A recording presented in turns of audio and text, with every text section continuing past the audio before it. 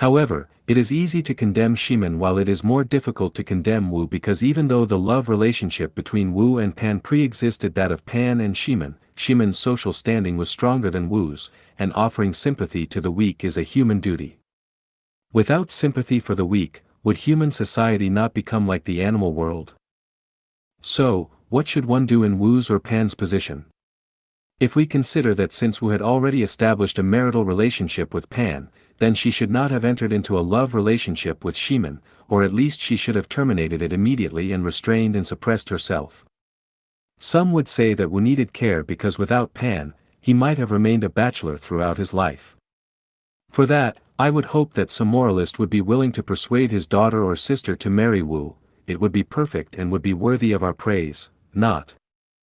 We must consider both Wu and Pan because we are people with human natures. We can neither allow the strong to bully the weak nor the weak to bully the strong, nor can we destroy human nature in order to take care of either. How do we deal with this public case? Should Pan have suffered all her life? Definitely not. We must save Pan from her jail. Should Wu endure humiliation and be helpless all of his? Of course not. Human society should build a world where everyone can be happy and free. Wu and Pan became both each other's freedom and their tragedy, so how could we have made both of them free but not tragic? Encourage Pan to divorce? Wu was too pitiful. Pan elopes with Shimen Qing. She could not have afforded the crime of bigamy and Wu's fate would have been more miserable. The only solution would have been an emancipation of their minds.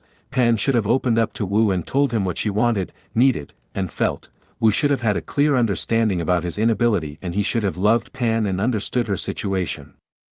An agreement could have been reached in which Pan would have been allowed to enjoy wild fruit appropriately, in order to make up for Wu's inadequacy on the condition that Pan continues to perform her wifely duties for Wu.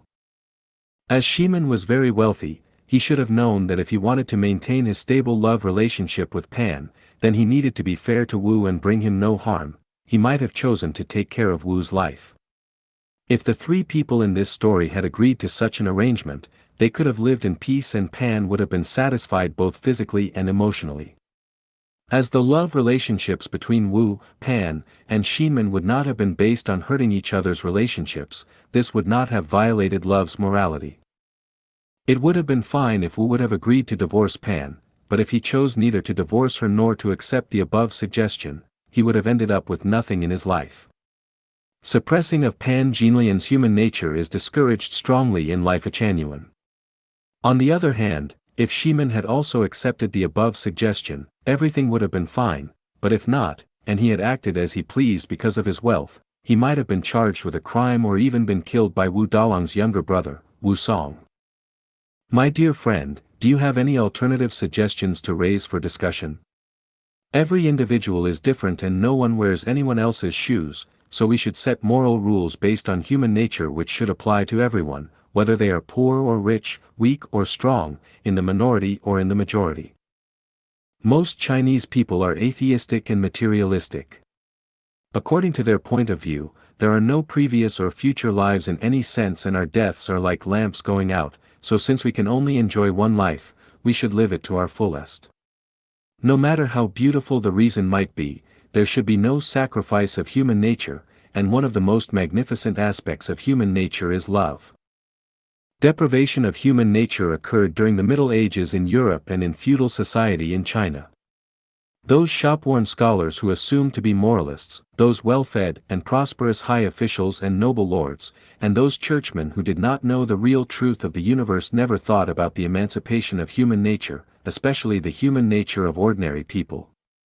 Those young people who played their youths away in anticipation for following their outmoded conventions and customs, and some ignorant old people too, made no efforts to loosen the shackles on later generations. Whenever any love disputes occurred, their reply would be to endure it as we have done throughout our lives. You see how we survived, you will do the same. What did you say? You should just shut up. You men wore 2 pigtails, you women wrapped your feet, must our young generation do the same? A fox without its tail is not a good fox and a life without love is not a good life. People should not only live for survival but for life.